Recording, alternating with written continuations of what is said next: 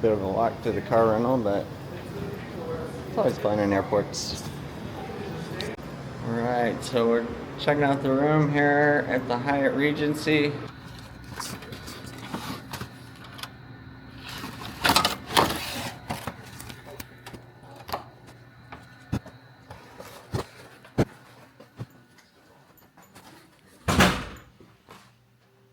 What does a $500,000 a year person do that $50,000 a year person doesn't do? He pays the price and a little bit more. He works hard and a little bit more. He bleeds and a little bit more. He makes money and a little bit more. He saves money and a little bit more. They do it and do it and do it until the job gets done. I believe this area a little bit north of Orlando is called the Villages. Life will always be, to a large extent, what you make it, not what circumstances will make of it. We're meeting up with guys from Govee Permanent Lights. While these guys know what they're doing, they've got a rescue to do. The focus of the instruction today is going to be like the best process for how to diagnose install that has gone wrong. And they wanted to get some instruction and some methodology for how to diagnose problem installs. Let's get started. Alright, Govee Fam, we are here with a couple of guys from Govee Permanent Lights. This is Joey and Chuck. awesome. Thanks for letting me be here today, guys. Appreciate you coming, man. We're going to walk through some methodology on where to start with testing and how to go through and get things working. Oh man, so here's what we're looking at. They got the power plugged in here, and then I'm seeing a controller, and then an extension, and then right here, and then another, looks like another controller wire. So we got some work to do. The first thing we're gonna do is, we know that controller wire, he's got two controller wires connected to their first run, so that's not gonna work. You gotta have the power supply, then the controller, and then maybe some extensions, and then into your light, or go straight from the controller to your first run of lights. First thing we're gonna do is we're gonna just hook up our power supply and our controller, and get that hooked up to power, and test each run of our lights that's up, just to make sure that the lights are good. Okay, so here's what we're doing. We'll be getting an extension cord connected that we're going to plug to that power. That extension cord is going to run out here and go anywhere we need. And so we've got, you can see our power supply and our controller, and then we're going right here to our first run of lights. And you want to make sure that the power's not plugged in yet. You want to make sure anytime you're unconnecting or connecting, you have the power off or unplugged. Oh, so here's our first problem. It looks like they try to force the connector together, and it's bent the little prongs inside. So we'll see if we can bend those back and get that fixed, or if we're gonna need to replace it. So that controller was no good, so we replaced the controller and plugged it in. It's still doing this. Next step is that we're gonna hit the reset button, which you hold it down for like 10 to 30 seconds. See, now you see how it went solid. We know it's resetting, and so it'll go through the little reset, but then it's still blinking again. So now we're gonna change out the power supply and see if that fixes our issue. That is quite strange. So here's a quick tip. You don't have to always keep running back to the power supply to while you're plugging and unplugging, doing testing. What you can do is just unhook your controller cable or your extension or whatever upstream. Go ahead and unhook it, and so power's only there and it's not connected to what you're trying to connect. Alright, we're really getting some expert knowledge today for sure, because this is a new one for me as well, and I'm sure it won't be the first time someone runs into this. So I'm going to show you what we determined here real quick. Joey here from Eddie's Permanent Lights is going to show us how we tested. So we're plugging in our strand. Let's show them what was happening.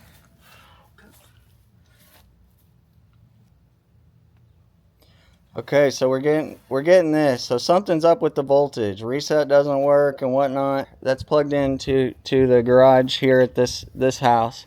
So what we did from there is we started with a new controller and a new power supply just to be safe. And we ran an extension cord to another plug, and then we started testing. And we did a test strand that we knew was good and set that aside. And so we started plugged in here, it didn't work.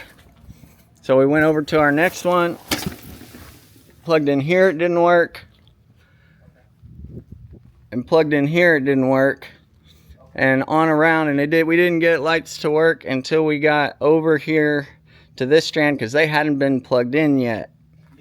You can see these are all working here. These are all our good strands. We know the controller power supply is working, and we've got it connected to an extension cord. And so what we did is we ran this extension cord over to the neighbors, and it's plugged in over there at the neighbors. Turns out that the home itself has a voltage issue. It's there's a ground issue, or it's supplying too much power. And all these lights, you know, right up here behind me that we tested that are burned up or not coming on, they're probably burned up because they've been getting too much voltage while they were, you know, plugged in from the initial install. Now we've determined which ones are good and can get them switched out, and get a licensed electrician to diagnose the home's power or grounding issue that it's having and get this customer fixed up. It's Joey. Listen, Jacob's got everything going for us. We got to get an electrician here because we got power running from the neighbor's house and it's all working. You got to talk to the homeowner and get it straightened out. So we got this Y split right off the bat from the controller where they were going to have a Y split. I would recommend not trying to Y split right at the controller if you can avoid it. Sometimes it's not avoidable. And if you do it right, it's okay. You always want to keep your jumps as short as possible for the low voltage to carry. That being the case, you want to have your jumps as close together as you can. By Y splitting here, what they've done is they wanted one to go up here and go in the attic, and this one go out to the soffit. And when the one that goes up through the attic does so, that they can jump up to here and go over this here. What we're going to do is we're going to reposition our Y split to be right here so that when the lights come around, they'll jump up the top right at the same time rather than starting on the side over there and there at the same time. We'll have it where the light's running across here, and then it'll jump up and come across at the same time. All right, Jacob there? Jacob's here. No, he says Okay. he has to stay for 3 more days. Yes, he's right next. He's right next to me. Dude, I mean, it's gonna cost me like 3 jobs at home. It's gonna be like $5,000 to get me to stay out here. There's a voltage issue here at this property. We tried 3 different plugins, and I've got the video footage of the lights, how brand new lights and controllers wig out whenever we plug them in, and we go plug them into the neighbors, and they work just fine. Wow. You know, for the most part, they were never going to get it to work because it's there's something wrong. There's a grounding issue or a voltage issue from the outlets. Wow. That's crazy. Yeah, it makes the lights wig out and burns up the controller. Plus, you've got on this house, you've got it ended up being about 9 strands, so it's a 150-foot install. Right. The controllers that you had here were for the 100-foot. They won't work with the 150 and the 200 are interchangeable, but the 100 is separate and only works with the 100. 100%. It was kind of cool, actually. It was a experience where we learned something new that someone else is going to run into that nobody else has ever ran into before, or known what it was, and now we'll have the answer. That's all been trained and done, man. They know it all. Awesome, man. I mean, I feel great for everybody. I feel great for me, obviously, the homeowner, for those two knuckleheads that I love to death, and you, because you got to see it in person. Yeah, real simple, Ed. Wow. How'd you figure that out, though? That's why he's... I'm It was all me. No, I'm just kidding. It's the years of experience, man. There's no substitute for experience. So process of elimination, right? Like you just take out all the variables and start with, in this case, start with brand new.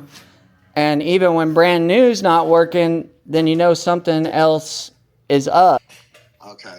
He was very impressed with our attention to detail too with the tracking. He said it looked good. Oh, for sure, dude. You got a great couple guys here that are gonna do a great job for you. I love it, man. It was worth flying your ass out. Yeah, he taught us some good tricks, man. And I'm gonna jet to the airport. Yeah, for sure. All right, brother, man. I sure appreciate you. No problem, man. I appreciate you. Thanks for having me out. Seriously, Yeah, man. I enjoyed it, and I'm glad I could be of help. Yeah, Absolutely. And did you YouTube everything?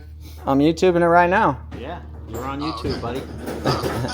It's all right. Good job, guys. Thank you guys for letting me be here. Appreciate you, man. And Appreciate you. no, for anybody watching, like, what would you say, Chuck, was the thing that you found most useful today? I would say the figuring out what the problem was initially, and then running through all the different ways of diagnosing problems and pieces of equipment and pieces of the power cord and different things like that. Figuring out if this one's working, that one's working, different pieces, and putting them all together and figuring out exactly which piece doesn't work, which piece does work. Awesome. So what would you say was most useful today, Joe? Running the wire through the soffix and making it a little easier for us. With you was a pleasure. I'll tell you that, man. Thank you guys. Made it easy for us, dude, brother. Seriously, thank you guys so much. Yeah, it really is a man. pleasure to be Appreciate here. you coming out, man, on last second notice too, man. No problem. It's the prime time season. We want to help installers, take full advantage of the holiday rushes that happen and whatnot. Help the consumers get better quality installs. Everybody come down and visit the villages, man. It's fun down here. So if y'all are looking for great trained installers that do really great work in the villages area and north of Orlando area, these guys know what they're doing, and their attention to detail was excellent. To give you guys the final rundown of what the issue was not so much the strands. Granted, some of the strands were burned up from the way it was previously spliced in wrong and all that.